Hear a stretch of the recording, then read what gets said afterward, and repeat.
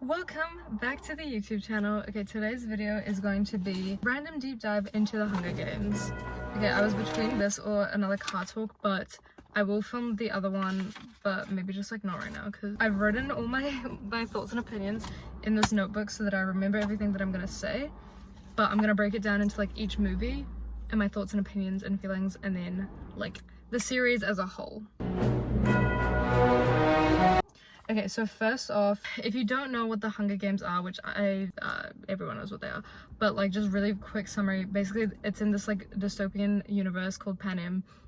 There's 12 districts, and then the capital, all the districts are like not in communication with each other. They had a war between the districts and the capital won, and basically the capital imposes the Hunger Games on all the districts in order to like keep them from rebelling and fighting the capital again.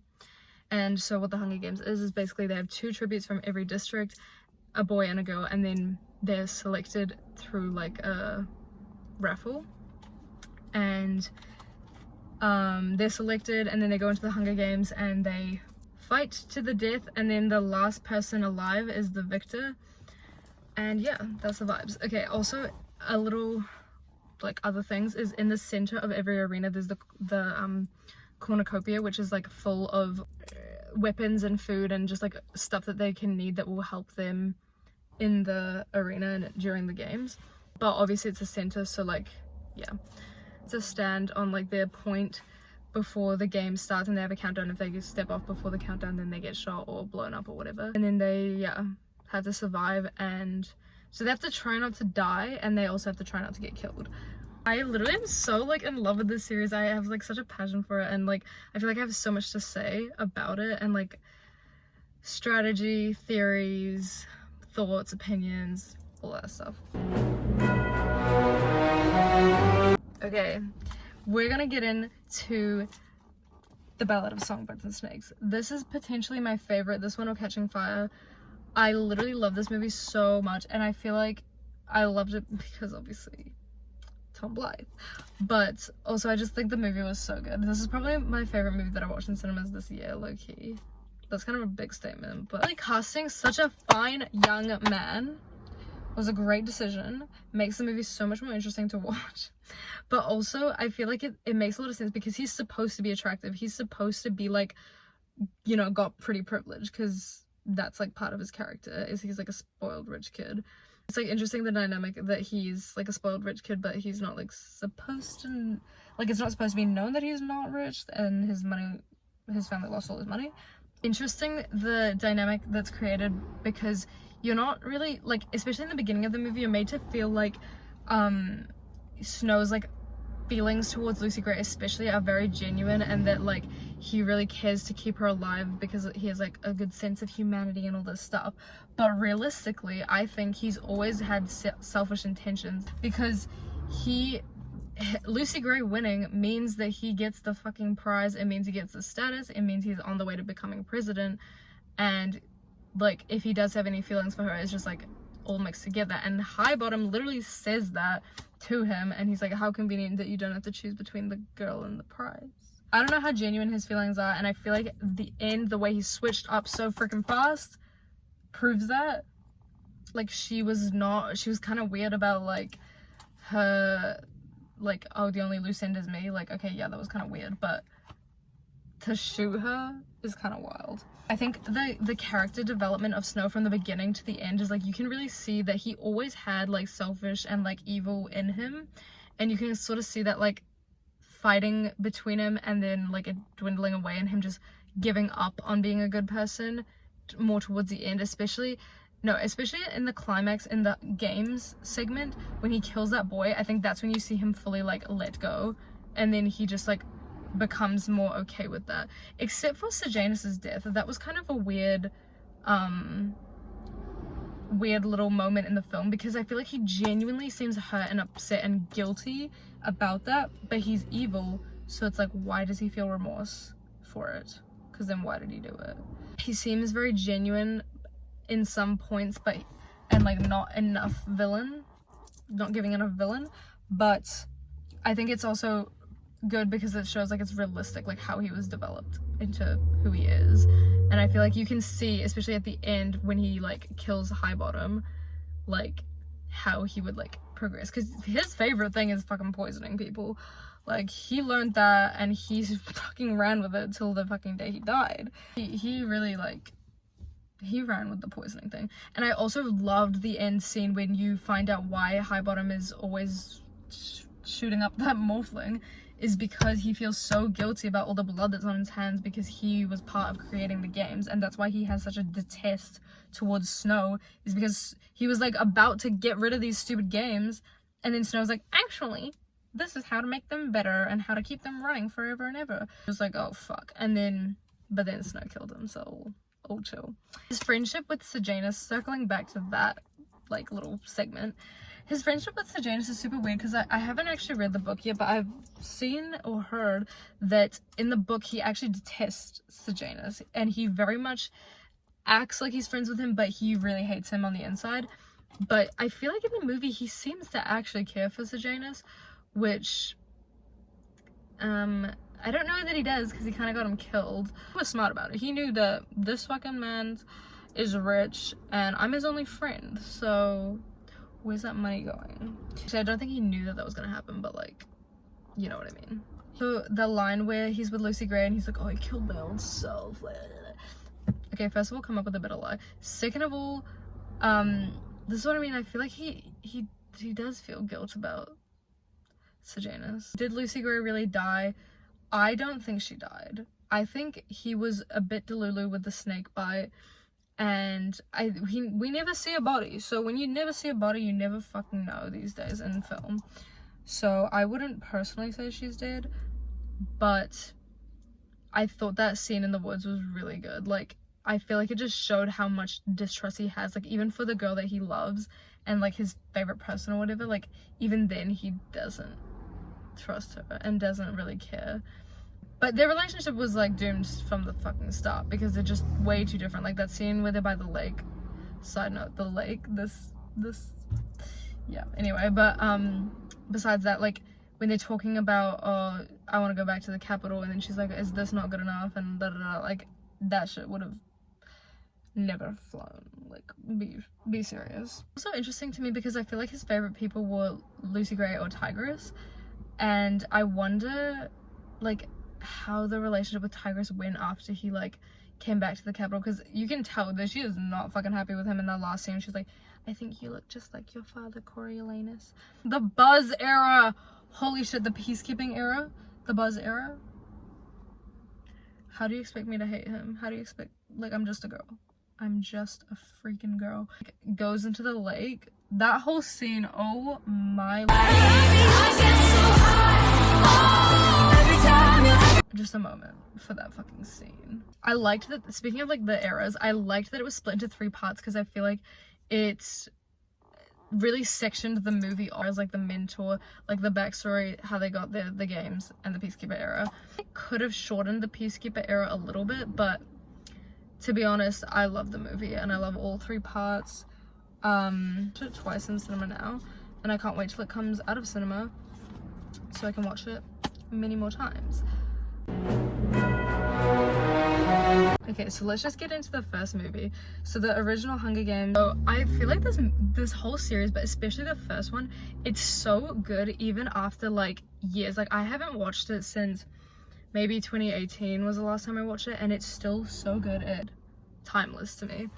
Okay, so Katniss, when she gets selected, I feel like that scene was like so iconic and done so well. Lighting and everything, I feel like I only noticed now, like when I rewatched it, because like when it first came out, I would have been like really little, like 10 or something.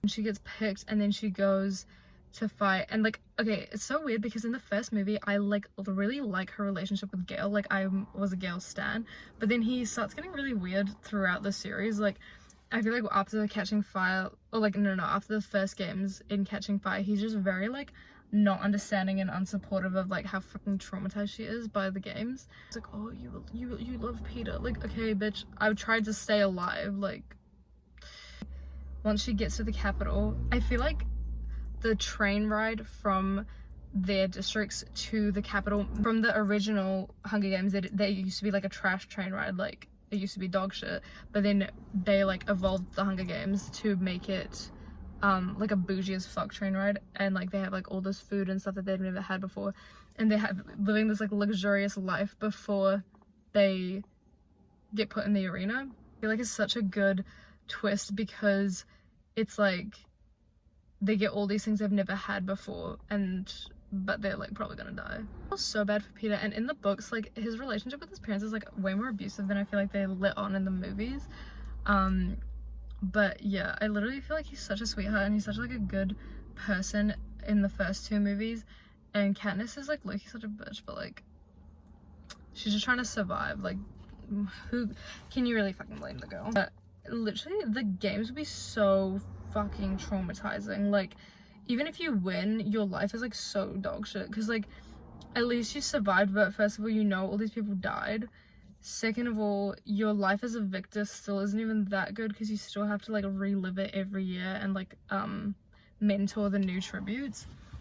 Speaking of mentoring, Haymitch, okay, I don't know why I never understood this, but I never understood why he was like a drunk in the original movies, but like it's because he's literally, up until Katniss, from his games, no one has won, because obviously he's the only victor. So he won the 50th Hunger Games, so literally he's mentored like 74 this amount. He's mentored that many tributes and they've all died, so obviously he's like kind of given up at like trying to fucking help them, because he knows he can't, and like he literally says that to Katniss. He's like, there's nothing I can do to help you. And like obviously all these people have died, so, and he feels so guilty and like so shit about his life, because his life is just watching people fucking die. The only way he can tell them is like kill these people and then you'll survive. So like that's why he's fucking drunk. I don't know why I never like thought about the fact that he's literally like, mentored so many people and failed. Like Katniss is the only, well, Katniss and Peter is the only people that survive. I feel like the first movie makes me think about what I would do if I was in the Hunger Games. Okay, first of all, I feel like I would just like kill myself. Not to be fucking suicidal, but like I would just give up. Like TBBH, I'd probably like step off the platform and just like blow up. But let's go with, if I wasn't gonna do that, if I was gonna try and like live, I would run. I wouldn't go to the cornucopia, I would just run, and I would like run as far as I could, do what Katniss did, hide up in a tree, and then I feel like when it was like a bit more clear, then I would try and grab something, or I'd do what she did, grab something a little further away and then hide, and I would literally just wait it out. Like I would just wait out as long as I could, and then try to only kill like one person, like the last person, or just like have them die of starvation or some shit. On the week leading up, I would fucking be carb loading so that I would like get kind of fat, and like then my body could just like live off of the fat, something like that. I would be eating up all that food like while I could, so that I wouldn't need that much food during the games. Moving on to Catching Fire. This is my favorite movie of the series. This one and maybe the new one, low-key, might be my favorite, and then Catching Fire. I don't know, those two are my top. I literally love this one so much because, okay, first, I love Finnick. I'm in love with Finnick. I was back then and I am now. He's literally like the sexiest man ever, and he is so caring towards the people he loves, but he is so like cocky, hard shell exterior, which is like my type.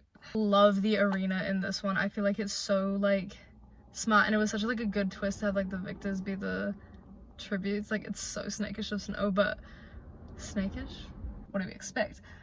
But I literally love this one. I feel like it was a very good like pacing compared to the other movies. I feel like the first two movies are very good pacing. Third and fourth movie, a bit slow pacing, and even in Ballad of Songbirds and Snakes, I feel like I really like it, but I definitely feel like the pacing could be a bit faster. But also because when they're like showing all the victors before they go into the games and they all hold hands, it made me think about like, what if they just like refuse to kill each other? Like, what would they do? I guess that obviously the game makers would just like find ways to fucking force them or like kill them themselves. Like how it's not just the same thing. Like the ending of Catching Fire is very not like, you don't know that's just gonna happen. Like, what a bad bitch. She literally short-circuited, like, the power of the whole fucking city. Like, but yeah, I really like that twist ending and that it kind of leaves it on a cliffhanger. I think the games of that movie is, like, really good. Because also they're all experienced in the games, which makes, like, a really interesting dynamic. Katniss's, like, love for Peter actually starts, like, growing. But I don't think she's actually in love with him. Starts caring for him more than for show in this movie. Okay, moving on to Mockingjay. These are my least favorite movies because I just feel like they're kind of slow paced, and like, especially when I was younger, they were my least favorite because I literally didn't understand like the whole like rebellion thing. Like, I got it, but like not properly. So like now I understand that they're trying to rebel against the capital because the capital's like enforcing all these fucking rules, and like they're trying to like say like screw that. And these two, this is a very popular thing that everyone says, but these two movies definitely could have been condensed into one movie, and I feel like that would have helped with the pacing issue that is in both of them, and it would have just, you know what I mean, like not that much is going on that they couldn't like have shortened it down. Scene with Prim when she went back to get the cat, I was like, this dumb bitch, literally your sister fucking fought in these games for you to be alive and you're gonna almost die for a cat. Like, she low-key annoys me so much. But like, President Coin is a freaky little girl. Like, she's so like, I feel like you're supposed to know that she's like a good, like on the right side, but she seems so evil and she seems so much like Snow, which is weird because she's trying to like take him down. Watching off of that, I saw these like theories about from the new movie that President Coin, so the theory is that Lucy Gray, she lives and she doesn't get shot by Snow, and she escapes to 13, and she has a daughter which was impregnated by Snow, and that daughter is President Coin, and that explains why she has such a personal hatred towards Snow, and also why she's so similar to him, because that's my dad, you know what I mean? Kind of an interesting theory. I don't know how much I believe in that because I don't know, but it makes more sense because some people say that Coin is Lucy Gray, and I'm like, okay, she fucking looks nothing like Lucy Gray, so, but, and also the age gap is wrong. Like, President Coin's a lot younger than Snow, but I could hop onto that theory that it's Snow and Lucy's daughter. Also, okay, moving on, I think Peter being like brainwashed and like stolen by the capital was such a good like twist, because it really like used Katniss's, like, you know what I mean, against her, and it really tested how like genuine that was. Last scene where Peter's like in the restraint chair and he's like, you know what I mean, I was like, holy shit, like that, something about that scene is so chilling to me, like even rewatching it. But they made his face look so different when he was stolen by the capital, and it was like kind of freaky. But I think Katniss does love him, but I don't think she like loves him romantically. Like, I don't think she's capable of that. So traumatized and so like in survival mode that, you know, Maslow's hierarchy of needs, she can't really get higher than like the basic needs because she's so like used to not having them, I guess. And also Gale, circling back, he gets hella freaking annoying.